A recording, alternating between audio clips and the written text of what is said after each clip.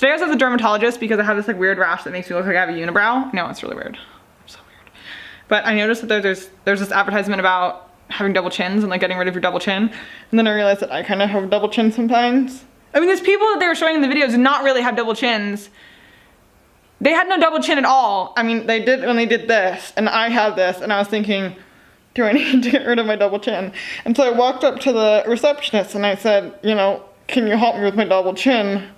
There's nothing wrong with having a double chin, but it was just funny that the advertisement thought that this was a double chin. And she started laughing, and then she realized that I'm going to be serious. Hey guys, welcome back to my channel. I am so excited to announce that I am applying to PhD programs, and I wanted to talk about the grad programs that are part of that.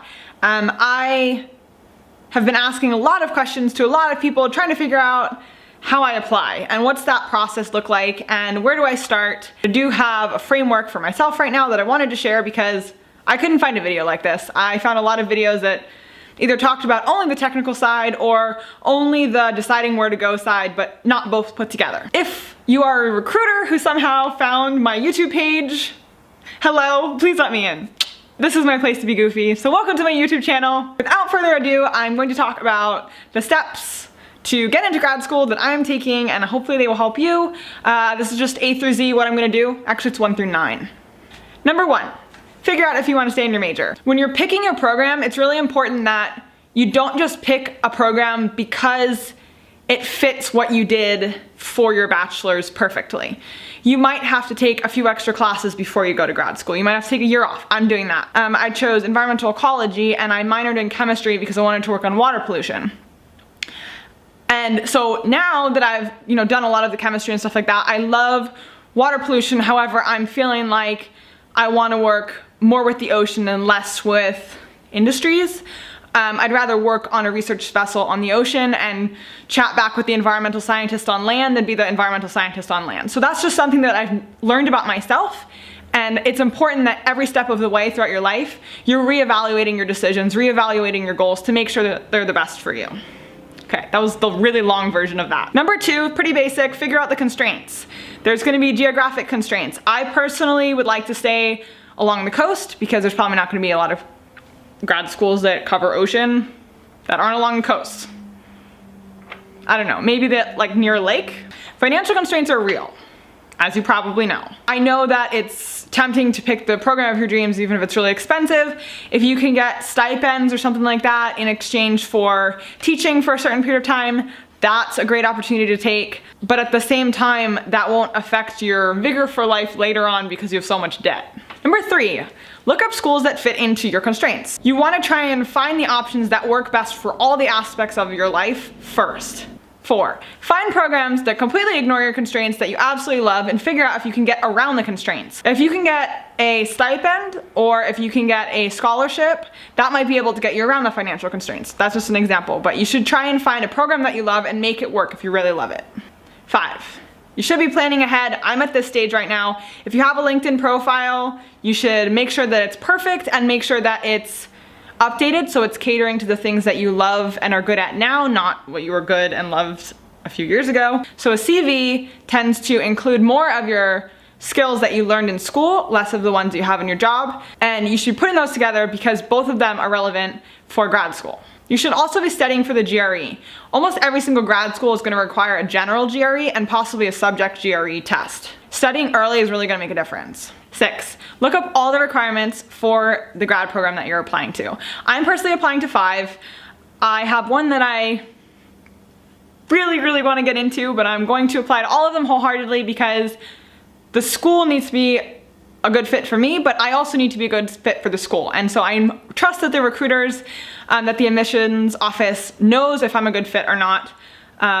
And obviously if I'm applying, I think I'm a good fit and I think they're a good fit for me. So hopefully I'm right. There are usually 2 sets of requirements for grad schools. The first one's going to be just a general grad school requirement. You have to have certain prep classes. And then there are going to be major specific ones. So make sure you find both of them. See how well they fit, figure out which ones are flexible. Usually it'll say which ones are set in stone and which requirements are flexible. 7, do some research on the school. Does it have a good reputation? Does it have a good reputation in the field that you want to study? Do the professors publish a lot of research papers? Can you find those? Can you read them? Are they stuff you're interested in? Those are all things that are important. Like I said before, you've got to be a good fit for the school and they've got to be a good fit for you. 8, while you're doing research on the school, make sure to write down a list of questions. You're gonna have to call the admissions office and ask them a ton of questions, and the more structured they are, the happier they're gonna be with you, and also it's your first impression. Luckily, the admissions offices are really friendly. Just make sure you're not taking too much of their time. 9, after you get your questions answered, you're gonna have a to-do list. You need to book that GRE. You need to book the subject GRE if you're gonna take it. Make sure you book them in advance. And also, if you can book it sooner, that's much better, because if you don't do well, you can restudy and take it again. And I actually already took the GRE and I didn't do well in it. I didn't really study for it. I sort of did some reading on it, but I wanted to shock myself into making myself study.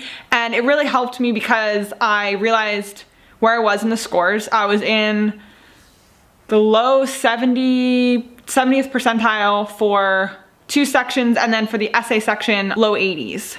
I've been meeting with a tutor and I know now why I got those scores, because I didn't know the framework of the GRE as well as I should have, and that's the reason I took the test in the first place, so that I could think back to the first time I took the GRE and figure out how I can improve the next time. If I'd never taken the GRE before, I wouldn't have had that advantage. I'm taking the GRE again in about 6 weeks, and I will let you guys know what my scores are. I am really excited. I see it as a challenge, and that leads me to my tip number 10. If you're feeling overwhelmed by the grad school process, let it go. Let go of all the stress. It's gonna be okay. There's so many people out there in the world who don't have the opportunity to learn about something they adore. Just let all that stress go. Understand that this is a process that's for you. The worst thing that could happen is you have to work for a year and go a year later.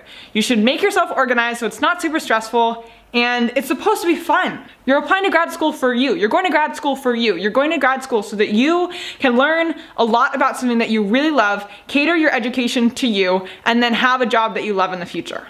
Thank you so much for watching, guys. I really appreciate it. I hope this helps. For those of you that are applying to grad school, it's not as applicable to colleges, but it's a similar process. Of course, the GRE stuff isn't the same. It's SATs for college. Yeah, so let me know what you guys think in the comments below. Bye, love you, have a good weekend. How do I get in? Please let me in, please let me in. Do you still love me if I look like this? You should. The answer is no, unsubscribe. Bye. I'm always this weird. I'm like, it's really hard to put these fingers down. 8. That's such a weird way to do it. Blah. I'm getting off track. Very enthusiastic. I'm in a break down the awkwardness. Put on my boots and a lily white dress. A million words, but how to express what I'm feeling when I